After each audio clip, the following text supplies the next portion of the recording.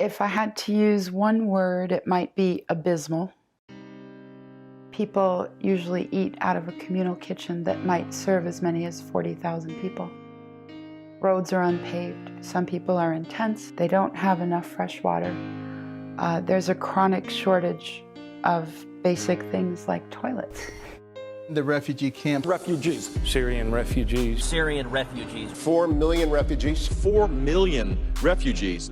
Politicians are spending a lot of time talking about the refugee crisis, but beneath all of the controversy lies a grossly overlooked problem. The conditions of refugee camps holding Middle Eastern refugees, as well as cultural attitudes and weak legal protection, have led to unchecked sexual and gender-based violence towards women and girls in and on their way to camps.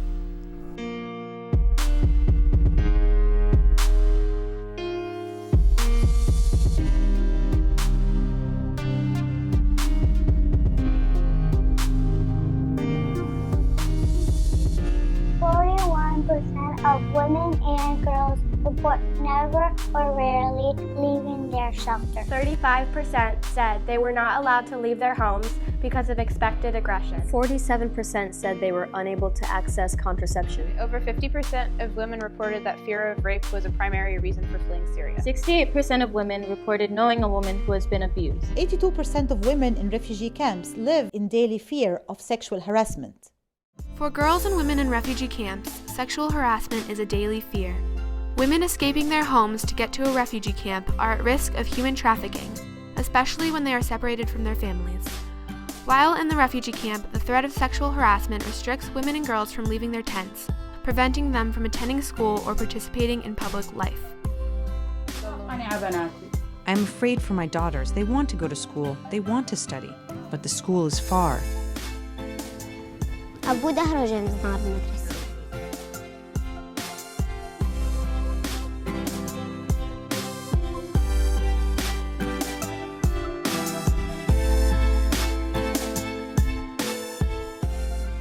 تخاف تطلع، تخاف حدا طبل على الباب يعني، تخاف.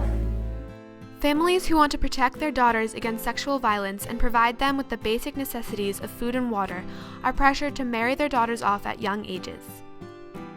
We've seen many earlier and earlier marriages where families are concerned about the well-being of their daughters, and so they just want them to be able to leave.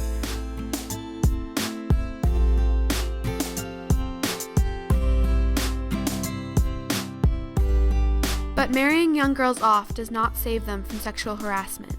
According to UN studies, child brides have a significantly greater risk for intimate partner violence and sexual abuse than unmarried girls. Girls and women are treated like possessions, bartered off when the family is in need of money or food.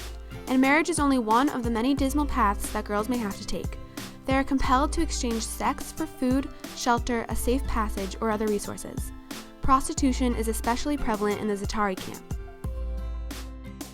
I also heard that some self-appointed leader had denied that there was any prostitution and said that if there were prostitution, it was because the young women liked it.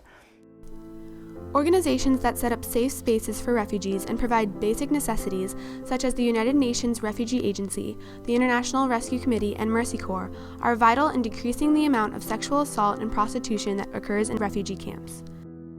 It's very important that we have safe zones for women. We have assistance from psychosocial helpers. There is help for assistance with young children, infants. We have clinics to help them kind of deal with the trauma that is taking place. So a lot of concrete things are being done in the field. These organizations do make a difference. The United States is doing a lot of effort, and they're very big supporters of our programs in the region. And yet, it isn't enough. According to AP News, aid agencies have still had to make cuts due to lack of funds. Aid agencies requested $7.4 billion for 2015 to help refugees, but only received $2.8 billion. America's next leader needs to put money where it will be used specifically to enhance women's safe spaces and protect women and girls. It is also essential to use America's influence to put pressure on other influencing countries to do the same. If we want to continue to support these people, we have got to be well funded.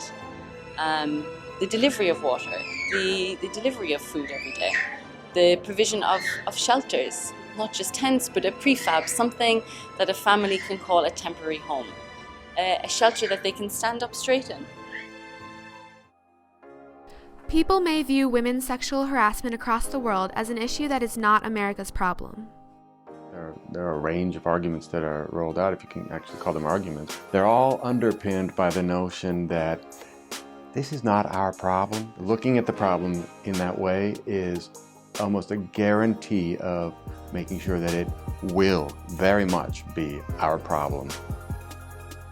Some fear that refugees are harvesting terrorist plots and believe that funding programs for refugees or letting refugees into the country would be aiding terrorists. We have admitted 785,000 refugees since September 11. Not quite 20 of those 785,000 have been arrested on charges related in some way to terrorism.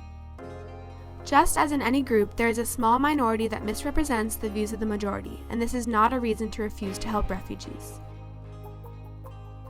According to the United Nations Children's Fund, the U.S. can make a difference by improving outreach to refugees, improving schools, and addressing the issue of childhood marriage through a community-based approach.